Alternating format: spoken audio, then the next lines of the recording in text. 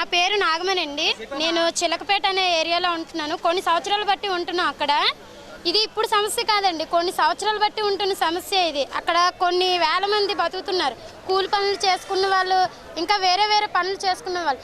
Dust అనేది ఎలాగొస్తుందంటే తినే పదార్థం ఒంట్లో కలిసినప్పుడు అది బ్లడ్డా లేదా ధూళ అన్నట్టు ఉంటుంది. అది మేము ఎక్కడికైనా ఏదైనా జబ్బు చేసి డాక్టర్ దగ్గరికి వెళ్ళామనుకో, ముందు అడిగే ప్రశ్న ఏంటంటే మీరు ఏ ఏరియాలో ఉంటున్నారు అదే అడుగుతున్నారు. పలానా ఏరియాలో ఉంటున్నామంటే అమ్మ ఇంకా మేమేమి చేయనవసరం లేదు, మీరే జాగ్రత్తలు పడాలి, మీరు వచ్చేస్తే బయటకు వచ్చేయండి, లేదా అక్కడ ఉన్న కాలుష్యాన్ని అరికట్టుకోవడానికి మీరు ఏమైనా చేయగలిగితే చేయండి.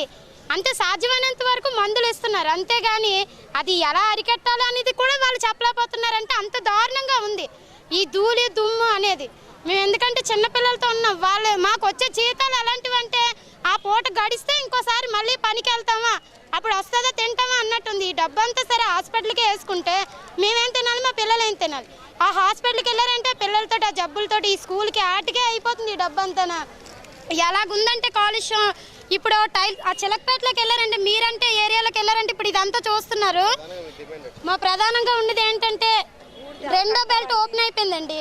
మేము లాస్ట్ ఇయర్ ఇలాగే వెళ్ళాం, మేడం గారితో వెళ్ళాం, కలిసి వెళ్ళి 2 గంటల వరకు అలా ఎండలో ఉండి ఈ సమస్యని చెప్తే సరేనమ్మా చూస్తామన్న ఒక్క మాట కూడా వినిపించుకోలేదండి. తర్వాత ఆ వాటర్ తడుపుతారా అంటే ఆ రోజుకే సరే వాటర్ తడిపితే కొంచెం ధూళి అనేది అరికొట్టుకోవచ్చు అని మేమేదో బాధలు పడి వెళ్ళి అక్కడ అలా గంటల కొద్దీ కూర్చొని ఉంటే, అసలు మా ప్రత్యేకంగా డిమాండ్ ఏంటంటే మట్టుగా కొంతలో కొంతైనా సరే తగ్గించాలండి. అస్సలు పట్టించుకోవడం లేదు, అస్సలు పట్టించుకోవడం. డస్ట్ ఎలాగ ఉంటుంది అంటే మట్టుగా మేము చెప్పలేమండి.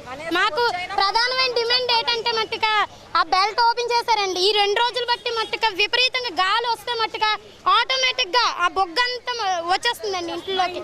ఇప్పుడు మేము ఇలా మాట్లాడుతున్నాం, కానీ అక్కడ మాట్లాడామనుకోండి ఆ నోట్లోకి వెళ్ళే బొగ్గు వల్ల మేము ఆయాసంలాగా మళ్ళీ కళ్ళు తిరగడం అలాంటివన్నీ వస్తున్నాయండి. ప్రధానమైన డిమాండ్ ఇదేనండి, వాతావరణ కాలుష్యాన్ని అరికట్టాలి, బొగ్గుని.